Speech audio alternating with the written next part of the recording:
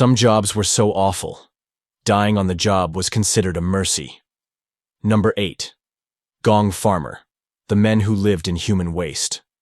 There was a time in London when, if you wanted to make quick money, all you needed was a bucket, a shovel, and an iron stomach. Back in the 15th and 16th centuries, some men took on a job that almost no one else would touch, climbing into pits full of human waste, scooping it out by hand, and hauling it away. They were called gong farmers. And no, that's not a joke. They only worked at night, not to escape the sun, but to avoid being seen. To most people, they weren't just dirty. They were basically walking biohazards. No lights, no masks, just moonlight, the sound of sloshing muck, and a stench strong enough to make your ancestors gag. These cesspits were neck-deep, poorly ventilated, and filled with methane and hydrogen sulfide. A toxic combo that could knock you out cold in minutes. And if you think dying from gas fumes is a bad way to go, imagine the walls of the pit suddenly collapsing. Some gong farmers were literally buried alive in the very filth they were trying to remove. Strangely enough, the job actually paid well, 6 pence a day, which was a decent living back then. But the trade-off? Total social exile. People treated them like living outbreaks, like their mere presence could trigger another plague. The scariest part? They volunteered for it. They knew the risks, and still climbed down. Because sometimes, being broke above ground felt worse than suffocating below it. Number 7. Chimney sweep. Naked children in burning pipes. These days, you have to be at least 18 to get a job. A few centuries ago, you could be 6, completely naked, and crawling through a scorching chimney. And somehow, that was considered normal. From the 17th to the 19th century, in England, poor children were recruited as chimney sweeps. Why? Because chimneys back then were absurdly narrow, about 9 by 9 inches, or 23 centimeters squared. Adults couldn't fit. But scrawny little kids? They fit like tools. To keep from getting stuck, they had to work without clothes. But crawling bare-skinned through a hot, pitch-black, soot-filled tunnel wasn't optimized labor. It was child-sized torture. Many kids got burned, suffocated, or simply got stuck and died inside. Too deep for anyone to reach. And just when you think it couldn't get worse, the soot they breathed and rubbed into their skin was filled with creosote, a toxic, cancer-causing chemical. The result? A strange and deadly condition, testicular cancer. It became the first officially recognized occupational disease in history. People literally called it chimney sweeps cancer. In other words, these kids weren't workers. They were disposable brushes, and if one brush got jammed, the entire chimney was sealed shut, as if the child had never been there at all. Number 6. Matchstick girls, the job that melted your face. By the late 19th century, Britain was going through 250 million matches a day. Behind that number, women who were literally rotting alive on the factory floor. And no, that's not a metaphor. They were known as matchstick girls. Female factory workers who handled millions of matches coated in white phosphorus. It looked like glowing magic, but it could eat through your jaw. Over 80% of the workers came into direct contact with it every single day. White phosphorus is highly toxic, extremely flammable, and sneaky. It can seep in through your skin or just hang in the air you're breathing. And the worst part? A condition called phossy jaw. First, your teeth fall out. Then your jaw starts to glow faintly in the dark, before breaking down into pus-filled, crumbling bone. The smell was so overpowering that people avoided standing anywhere near them. And yet, they kept working. Because the only other option was starving. 1 in 5 who developed phossy jaw didn't survive. Not from the chemical itself, but from infections that spread too fast to treat. Still, no one really cared. Until 1,400 women walked off the job in 1888. Only then did anyone start paying attention. It took another 20 years before white phosphorus was finally banned. So next time you strike a match to light a candle or a campfire, remember this. The fight for worker safety didn't start with steel-toed boots or hard hats. It started with a melting jaw. Number 5. Snake milker. One slip and you're dead. There's a job where even the tiniest mistake can kill you in minutes. And no, it's not the military or firefighting.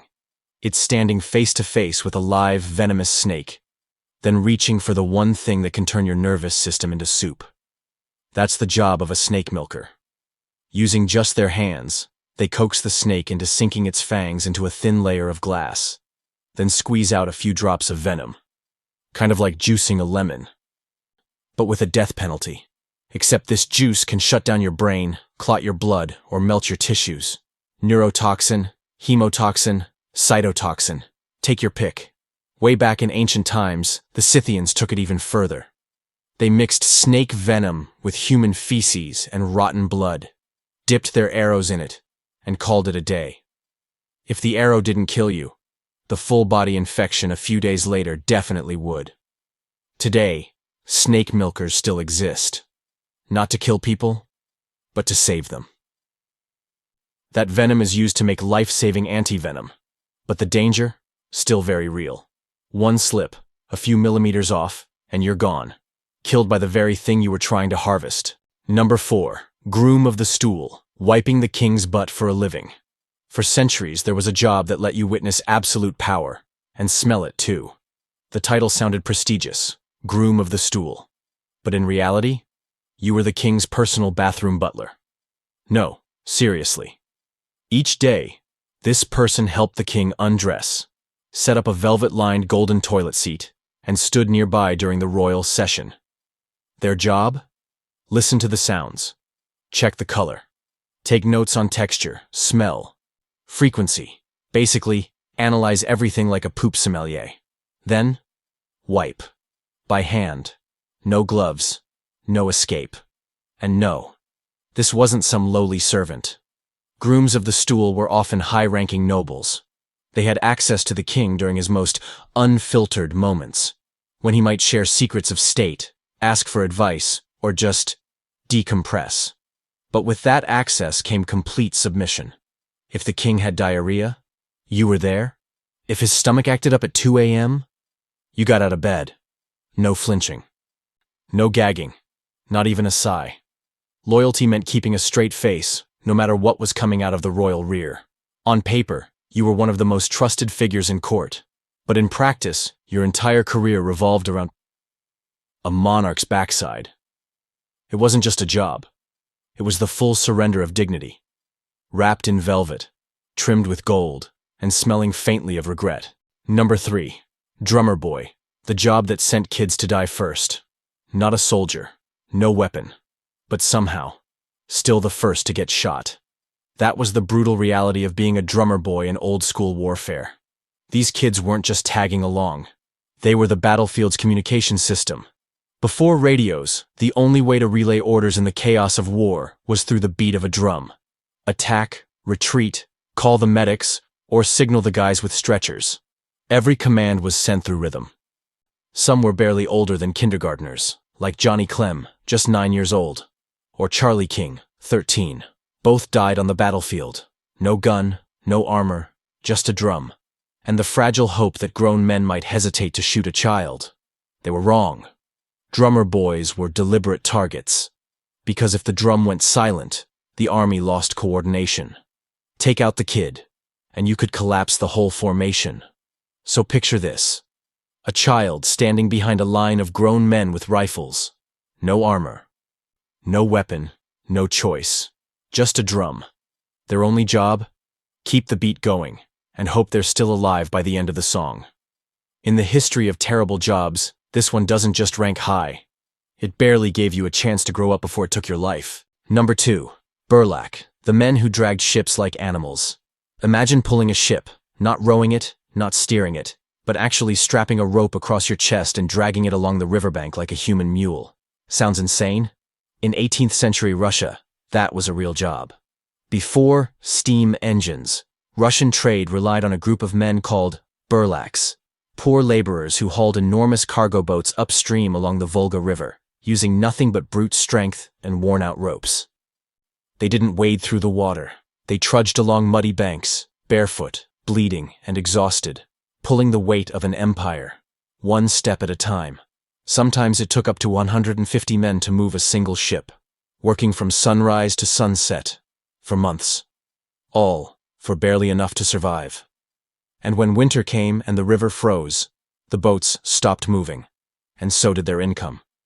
The cold didn't kill them, but the hunger might. No statues were built for them. No songs. No glory. Just ropes. Mud. And the growing sense that they were powering an economy that would never pay them back. Technically, they weren't slaves. But when your choices are pull ships or starve, freedom starts to sound like a cruel joke. While the nobility got rich exporting goods, the ones doing the heavy lifting couldn't even afford a loaf of bread. They weren't just dragging ships. They were dragging an entire empire forward, before disappearing under the snow, like they'd never existed at all. Number 1. Leech Collector. The job where you were the bait. In the history of medicine, some jobs sound like straight-up horror fiction, but were very real. Like this one. People who literally fed themselves to parasites, for money.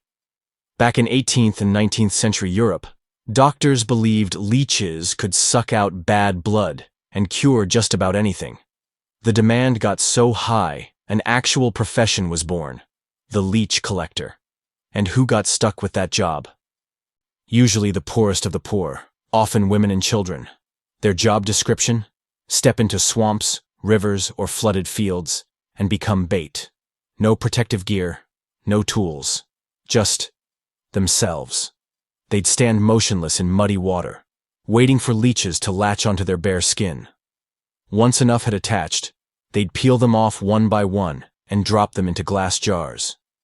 Then they'd sell them to doctors, apothecaries, or anyone obsessed with bloodletting. In return, they lost more than just blood. Infections, festering wounds, and even diseases passed from leech to human weren't uncommon. Some even died from sepsis, all from dozens of tiny bites in filthy water. And here's the twist. The leeches might have saved the patient, but to catch them, someone had to play the patient first. It was a job that healed, by draining the healer.